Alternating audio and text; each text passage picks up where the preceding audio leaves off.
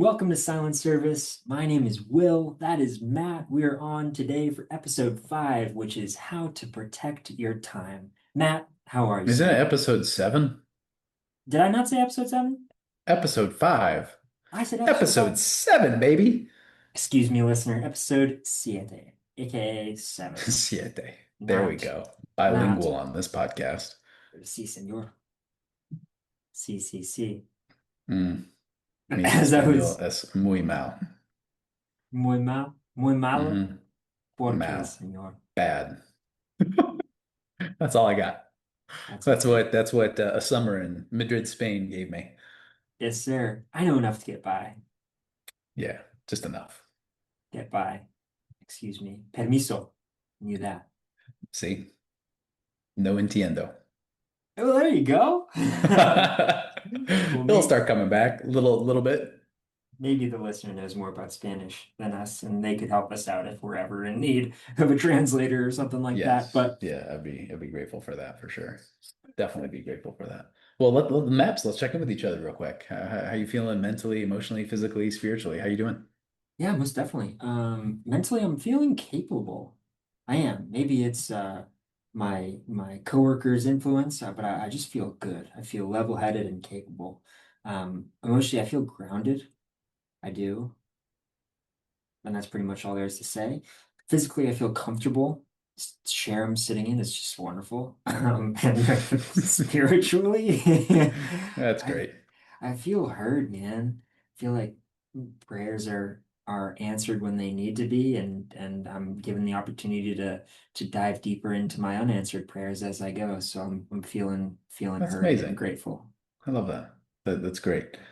Mentally, I'm feeling stable. Emotionally, I'm gonna use the same word that you used, grounded. Feeling good.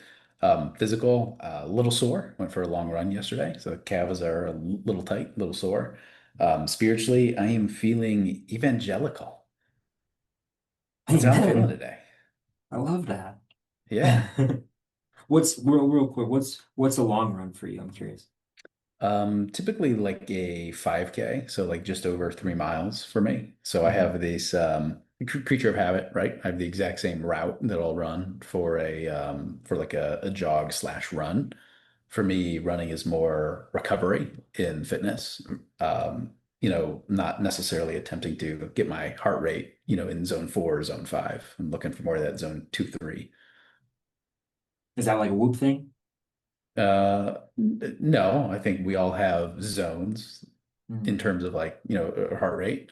5 is that like peak threshold that it's like not very good for you to be in very long, but it is like your heart is maxed out, in terms of Right, beats per minute. right. Dead But sprint. like I'm not a health expert here, but I believe it's zones 2 and 3 that are meant primarily for like lower cardio, more like fat burning, not necessarily like metabolic conditioning.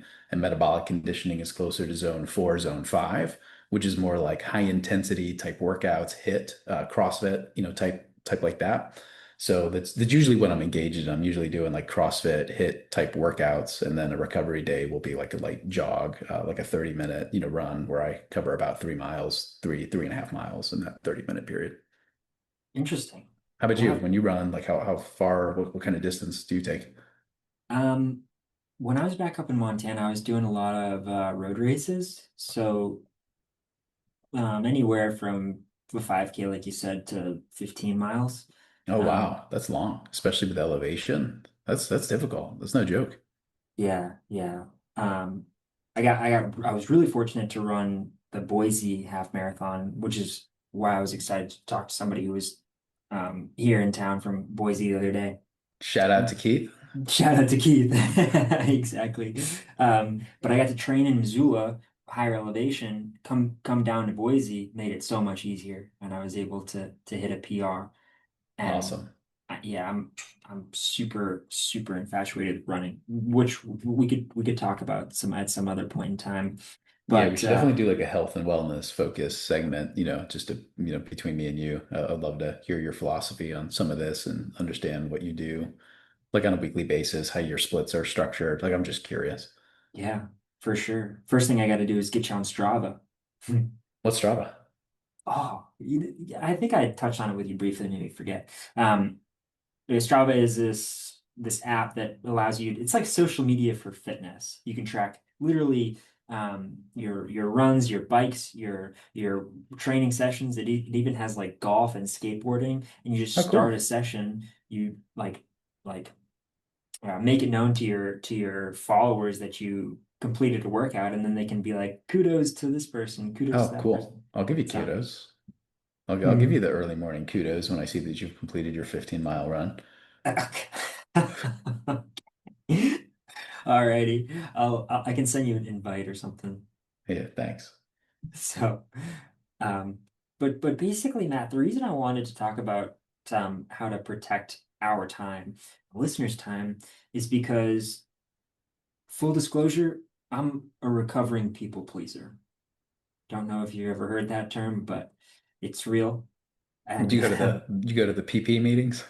yeah, yeah, man, it's really I'm sorry. exceptional to be You backed around into that like-minded one. That's people funny. that are struggling with the same thing. Yep. But it's real, and I'm working out to come out on the other side. But no, for the last several years, or for as long as I can remember, I've had incredible FOMO, fear of missing out. I've had just a ton of anxiety if I were to ever say no to somebody, and then I would think just constant overthinking, oh, like what if this happened? What if that happened? What if they never want to see me again because I said Hmm. no? Um, but lately, because of your influence and other people's influence on my life, I've asked myself before I do something, I say, is what I'm about to do going to get me closer to my goals? And if the answer is no, I'll think long and hard about it. And it's helped me a lot. So when you were my age or to this day, did you think about that sort of thing? That's exactly how I determine as to whether or not I want to do something. Oh, I ask myself, is this on theme? Is this, directionally going to assist me with where it is that I want to go? And if it's not, if it's irrelevant, I'm not going to do it. right. Life is short. We don't have that much time. It goes by very, very quickly. And So you have to protect your time. and maybe you can help me here. I was talking to a friend the other day, and they said, something along the lines of I have plenty of time to waste. And I don't remember what I said, but I didn't I feel bad. I wasn't honest. Or I guess I wasn't as straight up as I could have been. I Okay. said I What'd said you say? I said haha, it must be nice or something like that. But I should have said, what do you mean by that? You only have one life. What do you mean you have Right. time to waste? Like what is Right. going on in your head? So, I mean, I guess that's not being honest, but I wasn't explaining exactly what I was thinking. Does that make sense? Yeah, it does. But like at the end of the day, like there's a place for, leisure and leisurely activities, golf, relaxing, reading a book, reading a magazine. We're not Right. necessarily saying and or suggesting that, no one, rest or no one relax. Like, that's not it at all. So like when I hear like wasting time, sometimes that's where my mind goes. It's like, okay, I'm just relaxing, right? Or I'm watching a movie. Like that's how I perceive the quote, wasting time or Mm, like doom scrolling. mm, Again, you're just wasting time because it's not moving you closer to your goals. right. So, like, it's really like, is what I'm doing, again, to your point, moving me closer to my goals or moving me further away or not moving me at all? If it's moving me further away, obviously it's detrimental. If it's not moving me at all, it is wasteful. It's just a waste of time. But if it's moving me towards the things that I want in life, it's moving me closer, then like spot on, right? Thumbs up, two thumbs Mm, up. mm, right. And I remember a few weeks ago you explained to somebody the four different things that you care about, and they had to do with investments, capital allocation, your family, and one other thing, if I'm not mistaken. Do you happen to remember? Health, perhaps? Health, that sounds about right. And it seems to me as an outsider looking in and someone who knows you fairly well, that seem to do a really nice job of staying, I guess, on point with those four categories and not necessarily veering outside of those. So, um, like if there's a game on, it's a football, even if it's a Cleveland Browns game that you're a Hmm. fan of, like Hmm. you're just not that interested. Would you say It's that's because they're so accurate? bad. That's why I'm not interested. No, I'm just kidding. I love my brownies from Cleveland, Dog pound. representing. Yeah. But no, I'm just curious about that because like if I were to write down on a piece of paper what I'm truly interested in, the five top things, I'll still go outside of those and like I don't know, uh like try Nordic skiing or something like that when I Sure, was in sure. Montana. Well, like if So, you're staying curious and you're just, moving into things that generally interest you, I don't perceive that to be wasting time. I perceive that to be more tinkering, mm, figuring things out. And right. that for a lot of us is enjoyment. Taking Okay. something apart, putting it back together again, solving a puzzle, like tinkering, or this new technology came out. Like, let me just get curious and see like what this does. Is this Hmm. something that could help me? Is this something that could move me closer, to where I want to go? I don't perceive that to be like wasting time. I see that more as exploring, like exploring what, the world has to offer, exploring new technologies, exploring new content, perhaps new industries. Just staying curious, I think is incredibly helpful. And I Mm, don't think one being curious is necessarily wasting time. okay. Well, that's good. Well, then one other thing that I was thinking about last weekend, actually, um, I was spent at a dinner party or something like that, somewhere where I didn't feel like I needed to be. And I actually thought about you, Matt, because I was like, I wonder what Matt does when he happens to be dragged someplace where he feels like he's not gaining much value. Like, Happens all the time. what is his thought process right now? Is he physically present, but mentally he's thinking about something that, will get him closer to his goals? What are you thinking? Frequently. And I don't think that's a good thing. I don't think that is a good trait. I think being fully present where you are standing at this point in time is what we all should strive for. It is a continuous refocus of mind. But I do find myself frequently in a place, whether it's like a kid's birthday party, right? That one of my children are attending and I got suckered into going because my wife has something going on and my kids really wanted to be there. And, because of my interests, Will, and I think, I'm a little bit more of a high caliber, high performance type individual, I would say and so. the rest of the world's not necessarily like that. So I don't find great commonalities in a lot of my children's friends' parents. So I'm left alone. And I have to figure out, right, how do I use this time as best as I possibly can? That I use a Kindle, and my Kindle is connected to my phone. So it's, through the Kindle app. So at any point in time, because I have my phone on me, I can just open up exactly where I left off reading from this morning or from yesterday. So like I have, reading available to me, but I can also think. I can also just reset and say, okay, if it's Saturday or if it's Sunday, like, have I planned my week ahead? Right? Like, am I Right. going to be using my Monday morning as effectively and as efficiently as I possibly can be? So let me go ahead and look at my schedule. Let me look at let me begin planning. And I can take some of that time to plan. Perhaps I take some of that time to daydream and I just open a notebook on my phone, and I just start typing different thoughts, as they come to me. Maybe I'm thinking of different questions that I want to be able to type in, plug into ChatGPT or Google to be able to gain greater wisdom. Like I'm constantly thinking. Right. So, I'm just constantly, staying curious and I'm Right. looking for more questions to ask because, I guess like I was really little when a teacher told me like the more questions you ask, the smarter you'll get. And I remember always being like, another question, just because I wanted to learn more. I wanted to be smart. So the more questions you ask, of course, the more you'll learn. Yeah. I don't mean to go off on a tangent here, but if you don't mind me asking, and please don't feel compelled to answer if you don't want to, do you find it difficult to speak to those parents of your kids' friends when you don't feel like there are a lot of commonalities or shared interests? Tremendously, tremendously difficult. Yeah, tremendously difficult. Like I'm It- not a big fan of the small talk. I just don't think I'm like very good at it. But, taking a genuine interest in someone else is that line that differentiates, right, going below like surface level.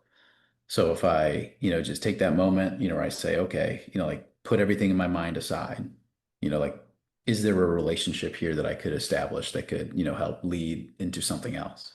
Right? That's perhaps what my mindset should be doing, but so frequently I'm still so internally focused on the things that are, going through my mind, the things that I have, going on in my life, the different challenges, the opportunities, to where I forget to focus outward and I'm still focused inward. But I do find that as a tremendous challenge, relating to and, opening up because my Right. life is very different, than most. And you're private. Would you say I that's fair? like to be private. Yeah. Yeah. Like I'm private, it's funny, I'm private with strangers, right? Of course, but with my Yeah. friends, I'm not very private. Right. But I guess takes a lot to really, get me to open up and be vulnerable, with other people that I don't know like very well. So like, I have to go through something with them or an experience with them to get close to them, to really open up, if that makes sense. Yeah. There's a good book that you may or may not like. It's not written by a billionaire. His name is Matt Dahlia, though. He wrote a book called Talk to Strangers. Have I mentioned that to you? Mm, No. I don't It's think so. it's fantastic. I gave it to my friend Nickel, and he loved it as far as I know. But Yeah. really, really good stuff. Um, Yeah, yeah, but like you see, like it reminds me of, like so there's a talk that Warren Buffett has given where, someone talks to him about being like a phenomenal judge of character. Given his business success and being able to identify, chief executive offices, creating the compensation programs and so forth. They're like, you just must be a great, you know, the ability to identify, like a positive character, like that's got to be your skill set. And he's like, no, like not the case at all. If I went to a party with 100 individuals, I would only have a conversation with perhaps two or three of them. And if I had a conversation with one of those individuals, who was perceived to be a taker, as an example, like he would just avoid them and, can continue on. So he's like, no, like I wouldn't evaluate, right, all 100. Like I would just be connecting and communicating with several, deeply. And if I recognize, weakness, character flaws, integrity related challenges, they move into that, not a good person bucket. And effectively, they're dead to him yeah. and he's moving on to the next. That's so interesting to me. Do you remember that entrepreneur I was telling you about related to the stickers? This guy that I was Yeah, yeah, yeah, following. yeah, yeah. So he used to write these blog posts, and I would read them throughout middle school, throughout high school, whenever he would release them. And one of the lessons, I was getting prepared for college at the time, and he was at Boston University, and he was reflecting on parties. This guy didn't drink a whole lot, but he just observed, often at these gatherings. And he said the best thing he's noticed about the most impactful or phenomenal people, if you will, is that when they go to parties, they don't move around very much. They find a spot, they stay there, and they let people come to them. Mhm. And ever since I read that, whenever I would still to this day go to a little dinner party or something, I try not to move around very much. And this relates to this idea that the more available you are, the less value you seem to provide. And I think that this quote stems to all areas because for the listener, right, it makes sense. LeBron James, arguably quite valuable. He doesn't have a lot of time on his hands. He's not very available. So, does that make sense? Completely. Yeah, Yeah. completely. I mean, think about it, right? If you reached out to an executive and he's like, yeah, I'm available all day, every day. Call me anytime. Yeah. Versus one that's, I'm available Tuesday at 8 or Thursday at 4. Right. Do you feel as Pick. though pick?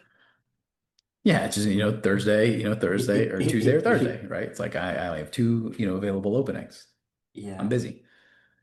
Do you feel like for somebody that is in an entry level position or somebody whose job isn't super demanding, if they can still make themselves seem valuable, even if they are quite Yeah, available? so much of life is fake it until you make it. Huh.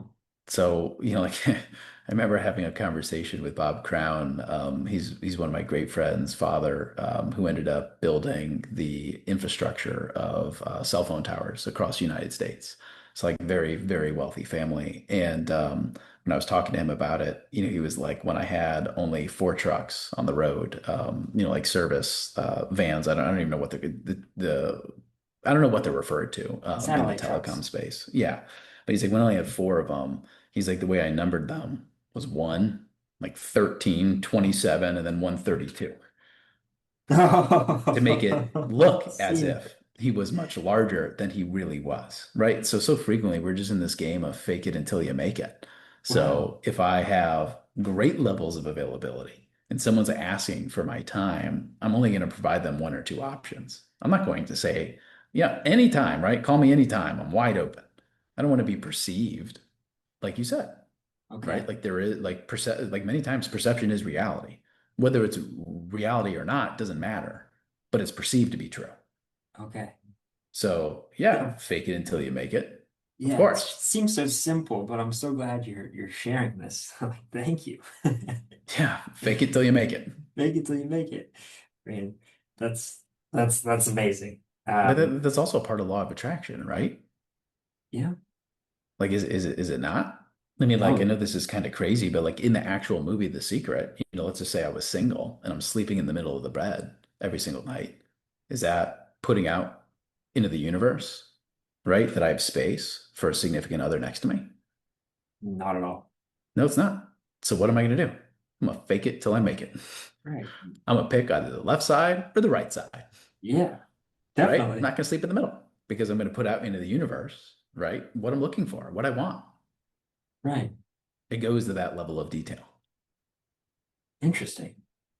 Which makes me think, like, as long as I can remember, if I sleep in a full or queen bed, I'll always pick one side and never sleep in the middle. Is that weird? Um, I don't know. I think before like I was, I guess, like a teen, before I was like dating, I think I probably slept in the middle. So I don't know. To each his own, right? Weird. Who cares? Yeah, yeah, whatever. Um, well, great. I mean, Matt, since I moved back from Montana, I've been focused on creating boundaries, like I said, and figuring out what actions and what things I may do that will actually make me, you know, a great contributor to society. And I created this like stop doing it list, things that I didn't think would help me. And Mhm. I've never been able to get this out of my head. You mentioned one of the first weeks I knew you, you said, I don't understand why middle-aged men, hopefully you don't mind me sharing this, middle-aged men know so much about sports teams. Like they know the guy that's the third string cornerback on X team Crazy to me.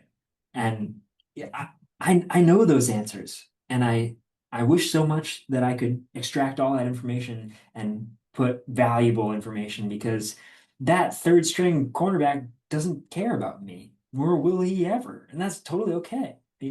All he does is like, uh, with all due respect, he just plays a game, doesn't have Yeah. any impact on me.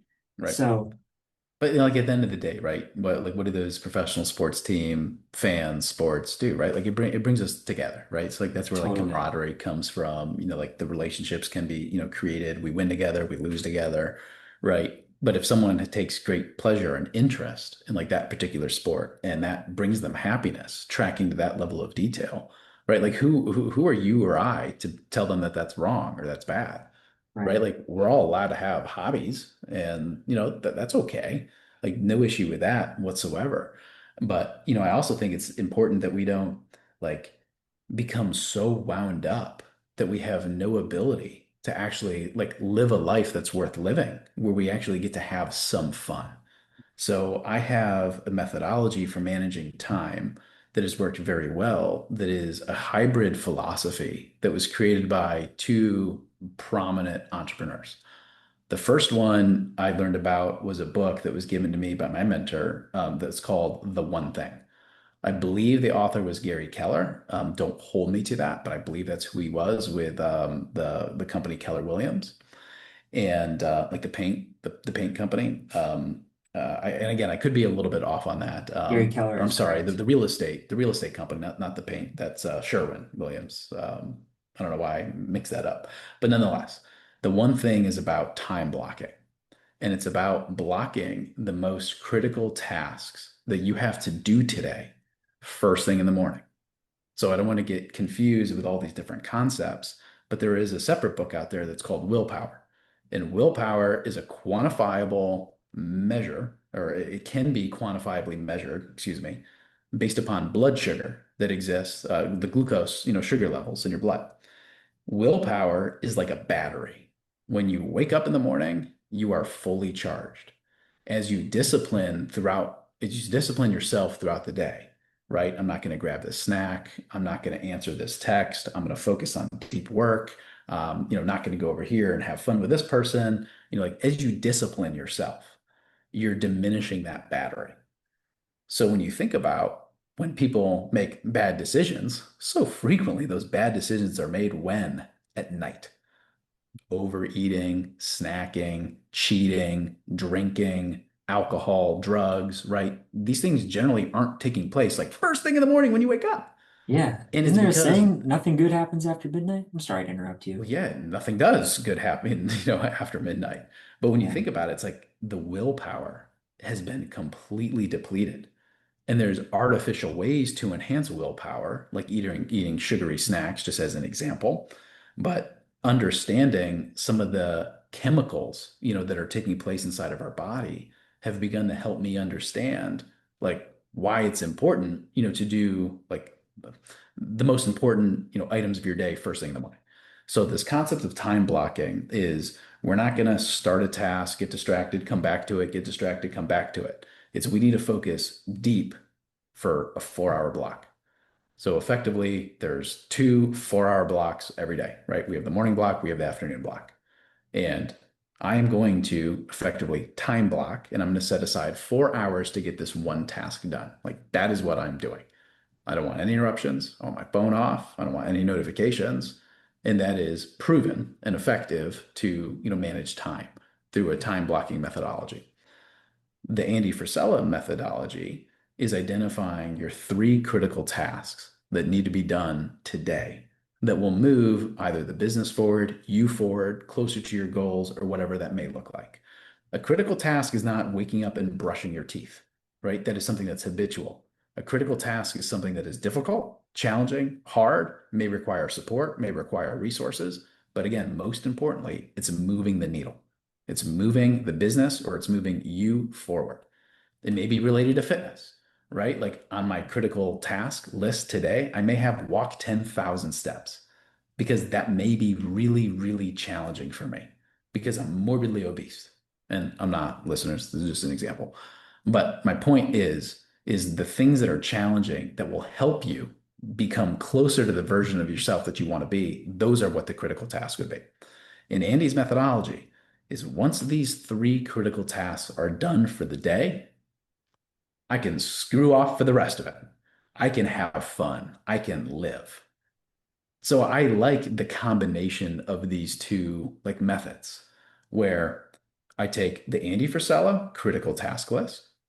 I then couple that with time blocking to ensure that I get my critical tasks done. But when I'm done, Will, I'm done. Like tonight, I will have fun with my kids. Like I'm already thinking Awesome. about like what we're gonna do when I get home because I've already accomplished the list that I had set today. And Great. I start every single day with that task list. Every single day. Awesome. So you And yeah, please. willpower and the one thing, correct? Yes, Willpower, great book. And then The One Thing, also Okay. another great book. And Okay. both of those have helped with productivity, managing time. But the Willpower book was more fascinating pertaining to like psychology, just Okay. understanding why certain things happen in this world, but also how to help protect yourself against various phenomenon from happening. And one of the examples from this book that's actually like wild to think about was that they did deep study and analysis based upon a judge's conviction on certain like misdemeanors and felonies. And to keep a long story short, you as a felon or as someone who violated the law, right, when you're going to go in front of a judge, in front of a court, you always want to be first thing in the morning or right after lunch, because that is Right. when the willpower is the highest. So they are as lenient as possible first thing in the morning and right after lunch because the blood sugar glucose levels are spiked, they're high, they can think, but come mid to late morning when the willpower is just depleted, they don't want to take the time to invest a lot of energy into truly understanding what's happened. So they're much more quick and apt to just go for a sentence. If I It's just say yes, like will you leave me alone type thing? Hmm. it's just wild, like wild to like think about why certain things happen in the world, but that they can be explained like by science. It's wild, like really, really, it's wild. Like you would never ever want to make a substantial decision, like at the very end of the day on an empty stomach. Hmm. It makes a lot of sense. And if you want to know why, read the book. Okay. After JDR or 38 letters? Yeah, after the 38 letters. Those Okay. 38 letters are fire. So I continued to read them. Have you started them, by the way? Are you in them? Like, Oh where are you at yeah. in them? Yeah, I'm page 110. Oh, cool. So So you're like deep. You may be like halfway through the letter or something like that. uh I'll do letter 24 tomorrow morning. You enjoying it so far? Yeah, it's fantastic. I actually I told a coworker I was all excited about it, and she didn't seem too excited about it. But that's fine because I am. That's okay, right? To each his own. That's She's fine. done. She's reading Twilight. I'm reading John Rockefeller. But I mean, just to be able to read the letters of the one of the one of the wealthiest people that has ever existed, one of the richest people to live in the United States for like $8. Incredible. I know. Like what? Incredible. Right? I thought the same thing. When that came out, I was just so excited to dig into it. And I did read it twice, back to back. I read it twice. I liked it that much. And that never happens to me. Yeah, no, it's phenomenal. And then the other book that you mentioned to me real quick, we have willpower, we have the one thing, and we have is it the Manzo effect? You mentioned to me earlier. Um, Um, Mazzano effect? like, I can't Nah, remember. I'm that's sure it okay. will come to me. Yeah, it will come to me and I'll let you know. We Okay. uh we could probably put together like a reading list, and actually I think it would be great if I pulled, some of the books that I read in order and could share like some of the impact that they had because like a lot of the different sources of knowledge have come from books that I've read. Definitely. And would you say that reading that hour in the morning is like an activity that moves the needle? I'm assuming It the answer is is. yes. Yeah, Okay. it is. Yeah, absolutely. Yeah. And, almost every day is something personal development related. And, like personal development related for me even includes like reading like business biographies, like as an example. So like that to me is like still related to the personal development. Right. But if there's a day where I don't read for whatever reason, it's almost like I didn't go to the gym that day. Like I'm not as calm, I'm not as peaceful, I'm not as centered. I find my mind wandering. I find that I have monkey mind a little bit, more frequently throughout that day. And I just don't like it. That's So another like it's book, just Monkey like Mind. yeah, monkey mind, right? So like it's just how I don't have to do it, right? I don't have to start my day that way. I like to start my day that way. Right. But let me be clear on this because I got this from Ed Milet. Ed Milet challenged me to not touch my phone for the first hour of the day. And this was something that was like a game changer for me because every single morning, first and foremost, my phone was my alarm clock. So, right, so like alarm goes off, I grab my phone, I hit, stop or silence. Never in my life will I hit snooze ever. Like if you have to do that, like what, like topic for another day, but I will never hit snooze like a day in my life. If I set a time to get up, like that's when I'm getting up. Nonetheless, I would then go to text, see if I missed any urgent messages. I would then go to email. And so frequently, there would be something that came through late at night the night before or in the middle of the night that would just completely derail my entire day. It would send stress, cortisol throughout my body. And then I'm, like, oh gosh, like I got to deal with this. And how am I going to rearrange my day? Who wants to start their day that way? Not me. So the way I got to starting to read in the morning was, what the heck am I going to do for the first hour of the day after I wake up? And it was, I'm just going to grab a book. I'm going to grab a book. Wait, do I have And it that's backwards? how. Is it read first, then lift? Yes, I read first, then I left. So like I Mm. need to wake up a little bit. I'm a coffee lover, espresso specifically. It's like first thing in the morning, it's my coffee, book for an Oh, hour. And after yeah. I'm awake, right, my mind's been wandering, my mind's been, engaged, then it moves to physical activity. Yeah. I wish I knew that earlier. It's just so hard to get up and start moving the body. It's like I need a little bit of time to wake up. But that's been me ever since I met you, man. I literally wake up, I do the reading. I've been doing the reading second. So I roll out of bed, one eye open. I walk in the gym. I know the lady's name at the gym. I go, "Hey Pat, how are you doing today?" She's from New York. She's like, "Well, it's so good to see you. How are you doing?" I'm like, That's "I'm great. doing well." And then she probably thinks that I always look like that because that's when I only see her. Little does she know I actually can be awake. So, There is Pat, I a hope you're doing well. there there's a separate hack for you. So you could do this if you so desired. I did it for a while. I don't do it any longer.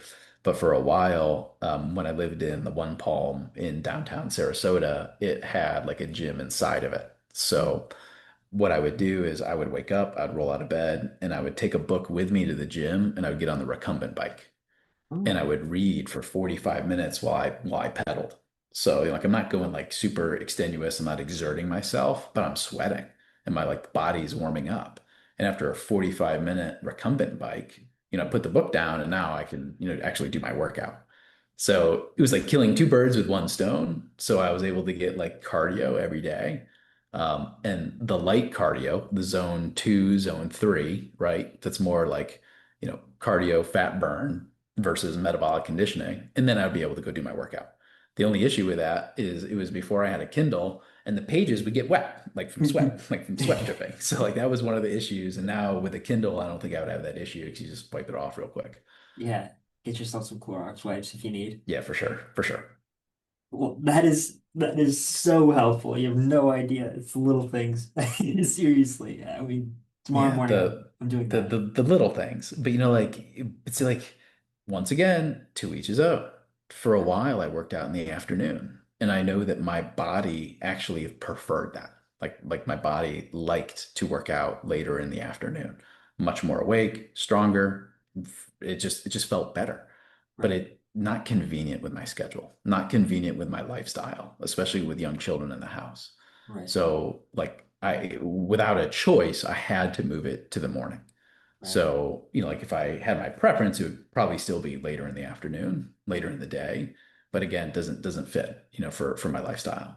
Yeah. So sometimes we just have to go with the flow, make modifications, that are specific to us. And again, just go with it.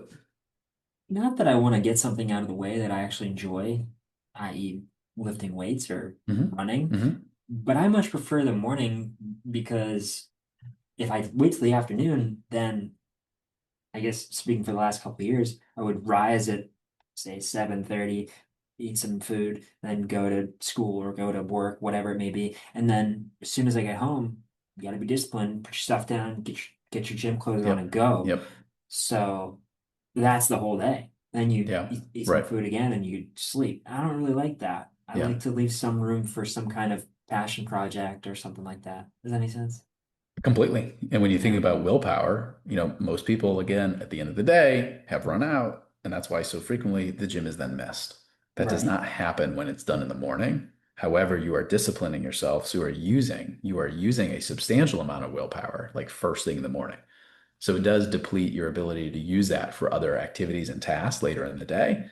But, health is just so critically important that like if you don't have health, right, you don't have anything. Yeah. Yeah. So like we got to maintain health, as best as we possibly can. It's just absolutely critical. Yeah. Totally. So I mean, I guess I suppose my last question really for you. Matt, is protecting your time. It seems like it comes down to bridging this gap between spontaneity and structure. So I am curious, based on your lifestyle and your level of ambition, do you have any room in your life today for spontaneity, or do you sort of structure everything you possibly can? I have tremendous space for spontaneity. It's, just a matter of like for my wife and I, again, it's just a conversation between us in terms of just checking in to see like how we're doing. Like, are we okay, with the routine that we've been in over the past, couple days, couple weeks? Do we need a little bit of a break? Right? We're just like mentally checking in, with each Mm, other quite frequently. And that's how we determine when we end up, taking trips and little mini vacations.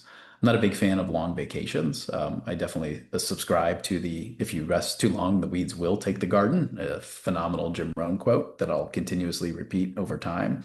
So, I'm not a big fan of like the week vacations. I like 2 days here, I like 3 days there. That's just my personal preference. I think we're all each a little bit different, in how we get recharged and rejuvenated. But I look for areas of spontaneity in my life. Like I look for that. Whether that's, I'm on my drive home and I'm like, you know what? I haven't seen the sunset like in a little while. Let me see if, my wife and the kids just want to go to Siesta Key and watch the sunset tonight. Let's take a blanket. Let's take some snacks. Let's just be present with each other and let's just enjoy, the beautiful view that we take for granted, living in paradise. So like we'll do that from time to time. So like we do look for those moments as we build greater friendships and relationships through the YPO. We're now a little bit more active than we were in the past, but that's, a community of very like-minded people. So I think that I have found my home there, which is great. And it, only took me, 30 some years to be able to find it, but here I am, found Here, it.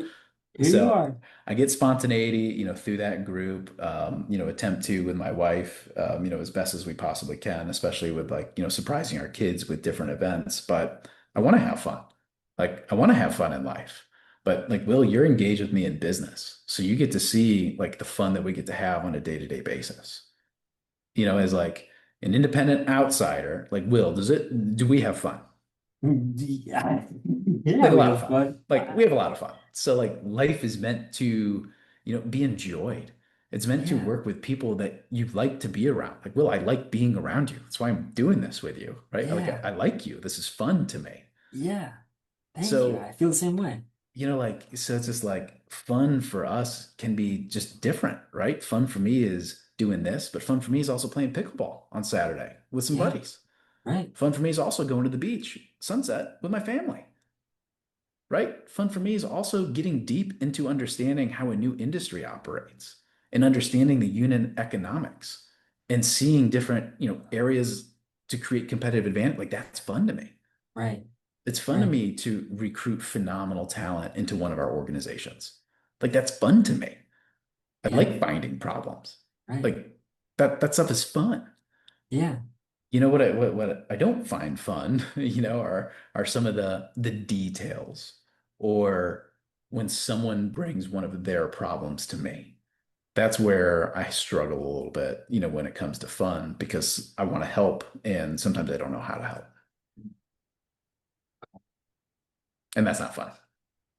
I suppose you can just do the best you can, even though some people don't like that Yeah, phrase. no, that's it though. That's all you can do. What else can you do? That is it. So that is the right answer. Just do the best you can. Do Yeah, the best you can with what you got. And that should be like everyone's motto every single day of life, right? We should all be doing the best that we can with what we got. do your best, forget the rest, let go, let God is a good one too. That's it. Let's go. Yeah. Well, wonderful. Thank you so much, Matt. I like I'm going to listen to this entire episode so I don't miss anything that you said. Um, I would this just suggest like three critical tasks that are going to help move me forward today. I don't want to finish my day without completing these three. If I only complete two, you better believe what my day is starting with tomorrow, number right? three. It's going to be the one I missed today. Yeah, yeah, And if one is able to operate in this fashion, once those critical tasks are done, have some fun. Go out, go to the beach, right? I'm not saying we have to be, like these success, robots where we can't have fun and enjoy life. Go out, have a drink. It's okay. All right. Like it's okay. Like we got to have some fun. We got to have a good time. This is our lives we're talking about. 100%. Um, Jeez. Feels like therapy, feels like mentorship, all the above, and I'm eating it all up. I really am. Good. So this is just amazing. Now for the listener, I mean, that's just incredible insight, but I do have one challenge for you.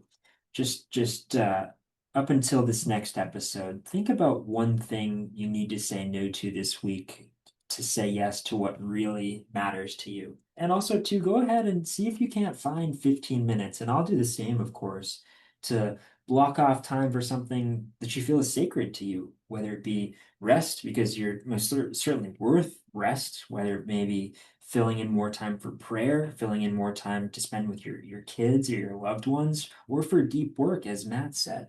So um, take those things into account, think about them throughout the next couple of days, and we'll be looking forward to chatting with you for episode 8. So with that, we'll catch you in the next episode. Thanks so much, Matt. See ya. See ya.